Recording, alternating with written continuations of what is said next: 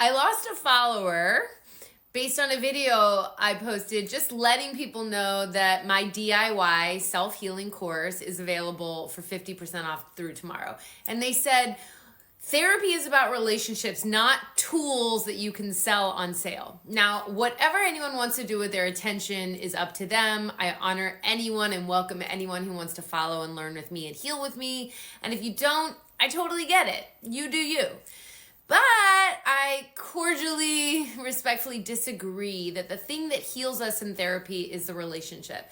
Now, I know there are very old studies that said that that's the case, that kind of it doesn't matter what style the therapist uses.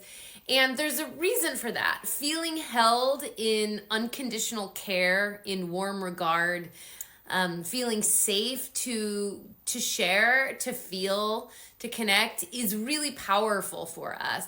And most of the origins of our deepest wounds happened in relationships. When we were tiny, nonverbal, non-cognitively developed little sacks of nervous systems, and we monitored as if our life depended on it, which it did, our caregivers, our parents, the people around us.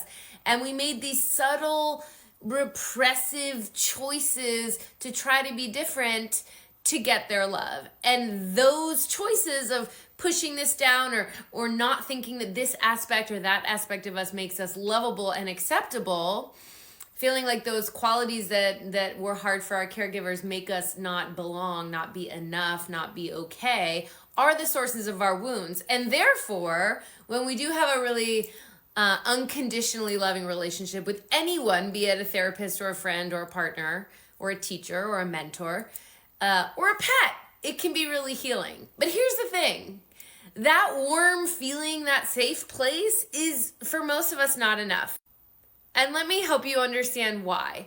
So what that does is it models, it templates for us how to welcome in our parts, how to realize that we didn't need to push this or that away in order to be loved and acceptable. But if we don't internalize that, if we don't learn the act and the process of reintegrating those parts into our experience and our awareness, if we don't learn how to do that and then actually practice ways to treat those parts really well, to create this loving relationship with those parts, and then learn or relearn, because you knew it when you were little, the skills of how to release the pain that those parts of you are in, then you could have the most loving, chill, positive therapist ever, and you're still going to be walking around either like disenfranchised,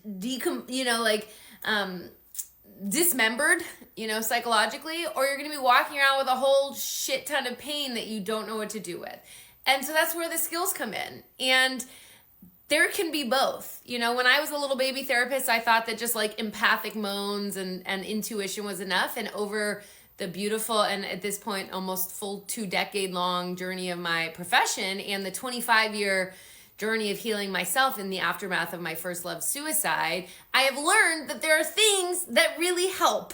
And because I want to expedite my learning and my pain and my successes, I want that to expedite your journey. I wish that I had learned those skills earlier, and I think that those skills will help you. So while I encourage you to find a loving, safe relationship with a therapist, if that's what you want, or the loving, safe connections in your life so you have that experience of being loved and welcomed as you are, I also would love you to learn the skills that will help you do that for yourself, of reintegrating your parts and releasing your emotional pain. And so I'm still thrilled to be able to offer you my most streamlined, succinct, elegant version of that in my updated DIY course, which still for the next 24 hours will be at half off, which makes it about $98, which I know is not nothing, but it's way less than a single session of therapy for most people. So anyway, sending you love, and always a good chance to just share what I think is healing. I'd love to hear in the comments what you think is healing.